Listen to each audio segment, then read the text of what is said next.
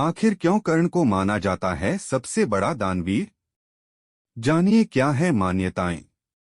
महाभारत की कहानी। कर्ण महाभारत का एक अहम पात्र था।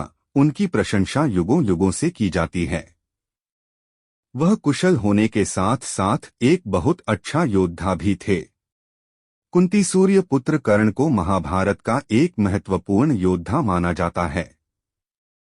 कर्ण के धर्म पिता तो पांडु थे, लेकिन पालक पिता अधिरथ और पालक माता राधा थी। कर्ण दानवीर के रूप में प्रसिद्ध थे। उन्होंने अपने कवचकुंडल दान में दिए और अंतिम समय में सोने का दान भी दे दिया था। भगवान कृष्ण ने अर्जुन को यही उपदेश दिया था कि दान करते वक्त मन में अगर कोई भी भावना हो कि किए गए दान का खास फल प्राप्त होगा तो दान करने का पुण्य फल नहीं मिलता और दान करना निष्फल हो जाता है। भगवान कृष्ण ने भी कर्ण को सबसे बड़ा दानी माना है। अर्जुन को कर्ण की प्रशंसा पसंद नहीं थी।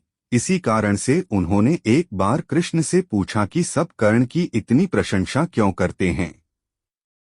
कृष्ण ने 2 पर्वतों को सोने में बदल दिया और कहा कि इस सोने को गांव वालों में बांट दो। अर्जुन ने सारे गांव वालों को बुलाया और पर्वत काट काट कर देने लगे और कुछ समय बाद थक कर बैठ गए।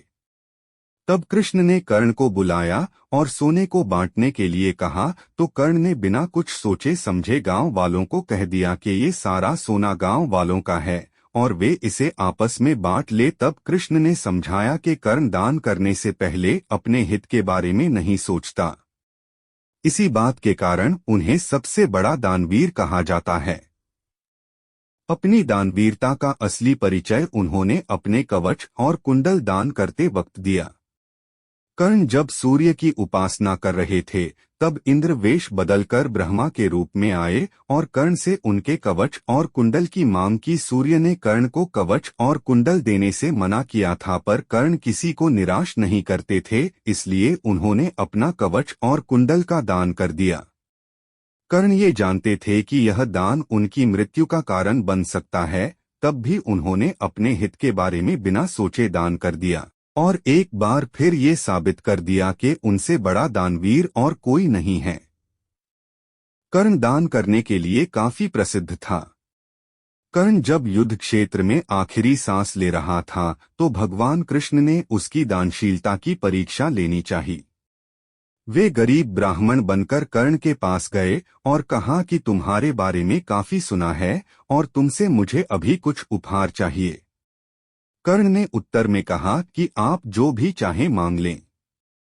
ब्राह्मण ने सोना मांगा। कर्ण ने कहा कि सोना तो उसके दांत में है और आप इसे ले सकते हैं।